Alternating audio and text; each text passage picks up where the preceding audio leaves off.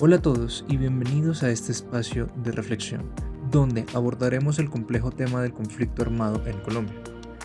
Hoy intentaremos responder algunas de las preguntas más importantes que nos planteamos como sociedad. ¿Qué nos pasó? ¿Por qué nos pasó? ¿Y qué hizo posible que eso nos pasara? Así es, este podcast fue creado por 6 estudiantes de ingeniería y aunque nuestra carrera está enfocada en la tecnología, también creemos que es importante comprender el contexto en el que vivimos. Por eso, hoy queremos hablar sobre el conflicto armado en Colombia. Este es nuestro primer capítulo y desde ya queremos invitarlos a participar y reflexionar juntos. Además, nos apoyamos en 2 documentales que nos ayudaron a entender mejor todo este panorama. Fueron El silencio de los fusiles y Rostros de paz, muy recomendados por si quieren seguir explorando el tema. Comencemos por el principio. Muchos sitúan el origen del conflicto armado en la época de la violencia, que va desde 1948 con el asesinato de Jorge Eliezer Gaitán hasta 1958. Tienes razón, el conflicto armado en Colombia tiene raíces profundas que se remontan a las primeras décadas del siglo XX. Uno de los principales detonantes fue la desigualdad de la distribución de la tierra, lo que generó una marcada brecha social, especialmente en las zonas rurales. A esto se sumó la exclusión política de amplios sectores de la población, en particular del campesinado, que carecía de representación dentro del sistema democrático.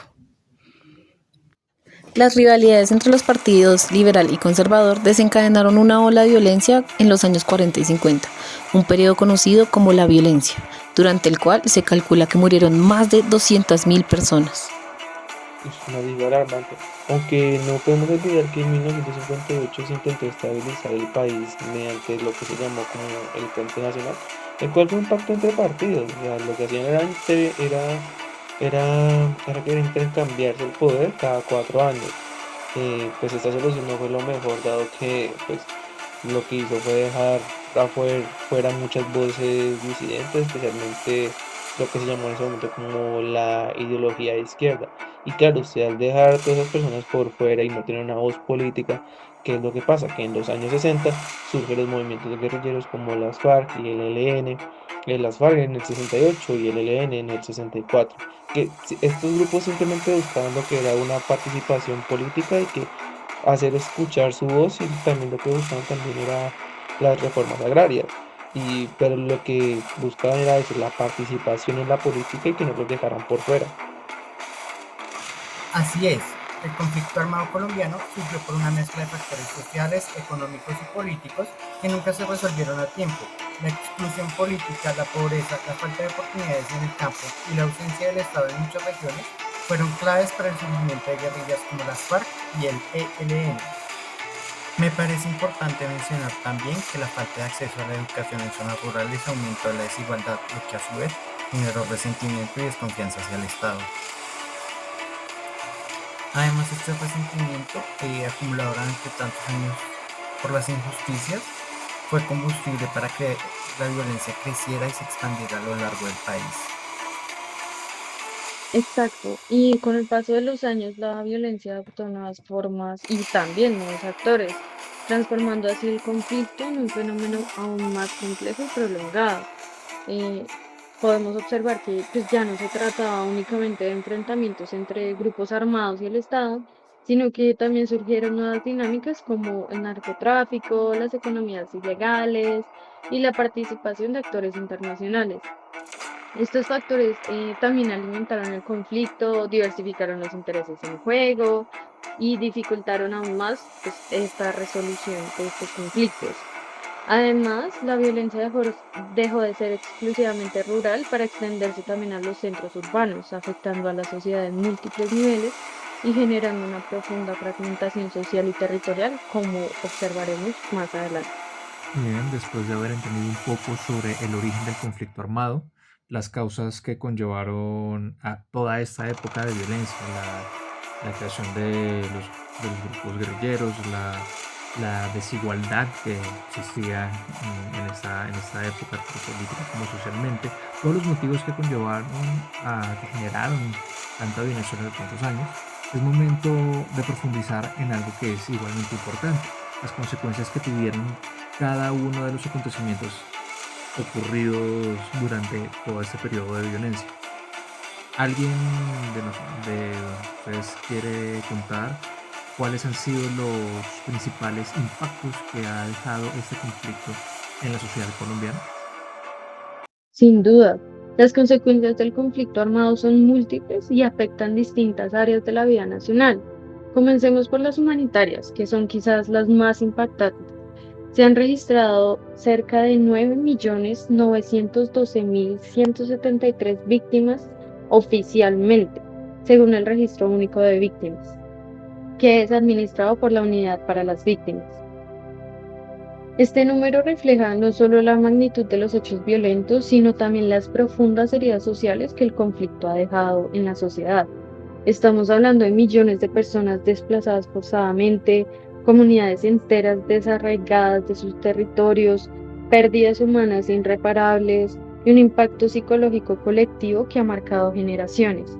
Además, estas víctimas se enfrentan enormes retos para acceder a la reparación integral, la verdad y la justicia, lo que evidencia que las consecuencias del conflicto no se terminan solo con el cese de hostilidades, sino que persisten en el tejido social y en las oportunidades que cada ser humano tiene de desarrollo en los amplios sectores de la población. Esa es una cifra realmente alarmante y me imagino que dentro de esas víctimas hay muchos casos de desplazamiento forzado, ¿verdad? También me pregunto cuántos niños y niñas habrían sido víctimas del reclutamiento forzado y cómo ha afectado esto a las generaciones más jóvenes. Exactamente. Más de 7 millones de personas han sido desplazadas internamente, dejando atrás sus hogares y medios de vida. Además, los homicidios relacionados con el conflicto superan los 900.000 casos y hay 152.455 desapariciones forzadas documentadas, según indicó la Comisión de la Verdad. El desplazamiento forzado, por ejemplo, no solo implica la pérdida de una vivienda, sino también la pérdida de redes comunitarias, de acceso a la educación, a la salud, de poder obtener un empleo, lo que pues, perpetúa ciclos de pobreza y exclusión. Por su parte, las desapariciones forzadas han dejado miles de familias en una incertidumbre permanente, sin poder cerrar sus duelos ni poder acceder a la verdad. Cada número representa historias personales de sufrimiento y resistencia que siguen reclamando memoria, justicia y reparación. Resulta doloroso pensar en todas las vidas que han sido marcadas por tanta violencia que ha habido a lo largo de tantos años. Pero las consecuencias no solo se remiten a términos de pérdidas de vidas humanas, sino que también en otras áreas, en otras formas de pérdidas, ¿no es cierto? Hundemos un poco en estas otras marcas, estas otras huellas que ha dejado el conflicto armado en otros aspectos. También existen pues, consecuencias sociales, tales como la profundización entre la brecha entre zonas urbanas y rurales, y el trauma psicológico pues, ha dejado en miles de personas. Esto nos recuerda cómo el conflicto ha dejado huellas invisibles en las personas. Muchas veces estas no se ven reflejadas en los titulares, pero siguen afectando la cotidianidad de las personas que vivieron de primera mano el conflicto. Muy cierto. A eso le sumamos las consecuencias económicas, con las cuales se ha destruido infraestructura clave, se han perdido tierras productivas y muchas regiones han quedado sumidas en la pobreza.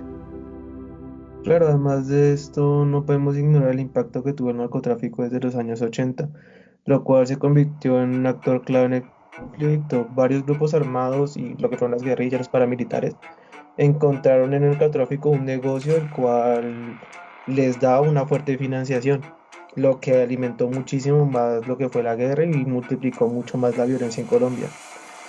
Y cabe resaltar que no podemos olvidar también las repercusiones políticas que se tuvieron en ese tiempo. Totalmente.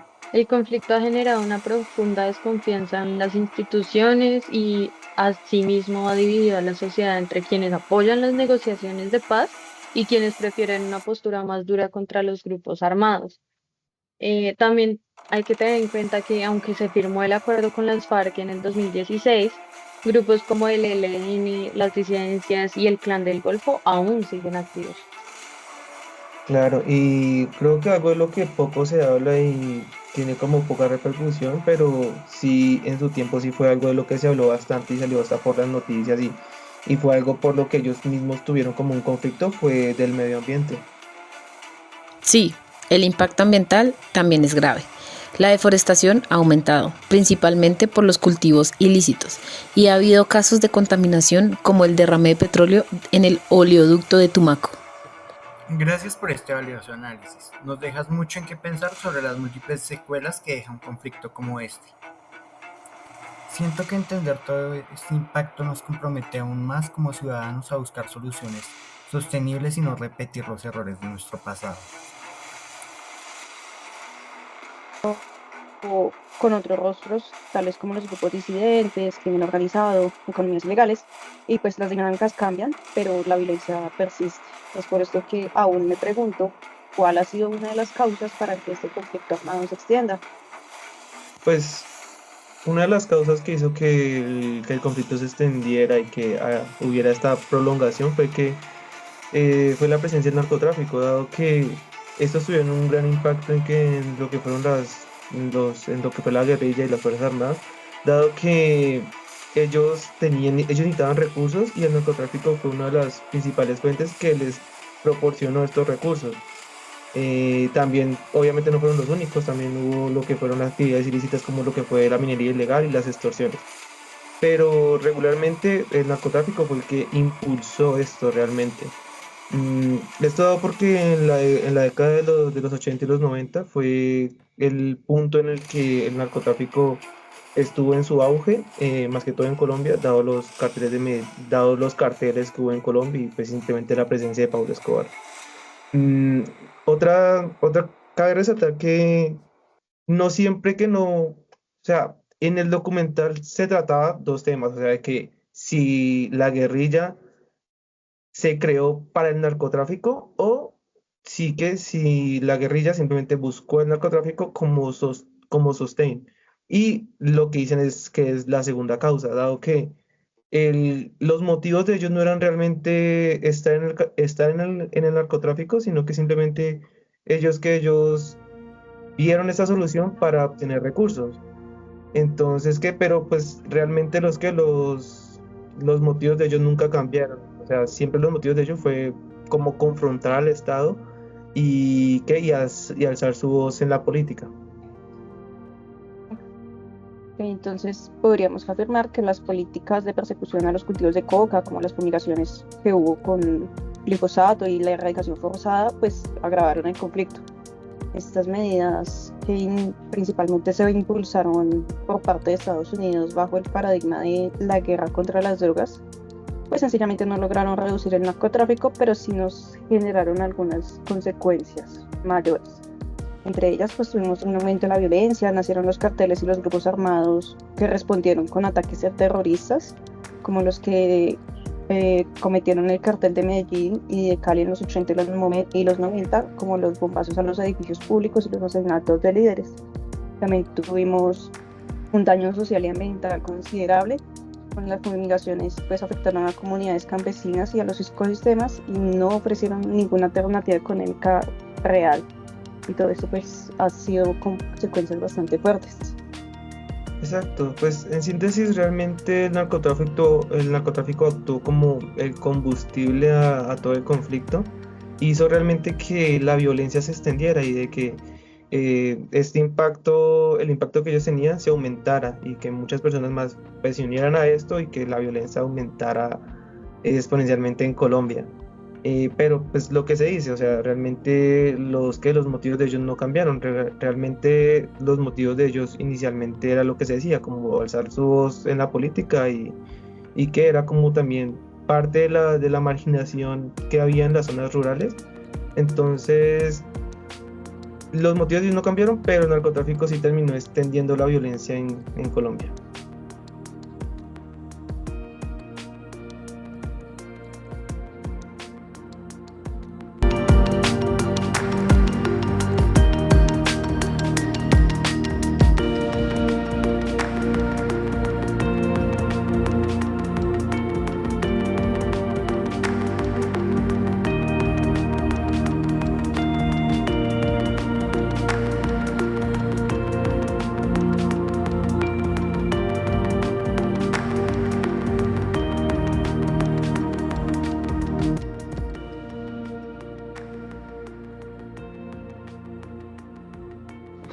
Después de años de guerra surgió una nueva pregunta. ¿Y si apostamos por la paz? Vamos a conocer cómo Colombia inició este camino de diálogo. En 2012 comenzaron las negociaciones formales entre el gobierno y las FARC en La Habana, Cuba. Al principio hubo muchas dudas, pero también esperanza. Tras décadas de confrontación, el país alcanzó un punto de inflexión. Y aunque el escepticismo era grande, muchas comunidades vieron en esas negociaciones una luz de esperanza para dejar atrás todo el dolor que sufrieron.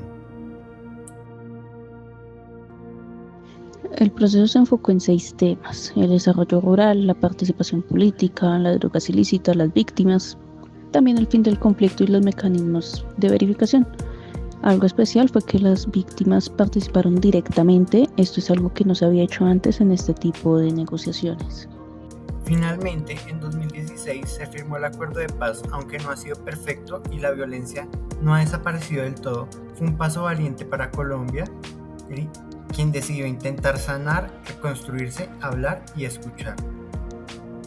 Se abrió una puerta que muchos pensaban imposible, pero que demostró que los caminos de la guerra no eran los únicos que existían.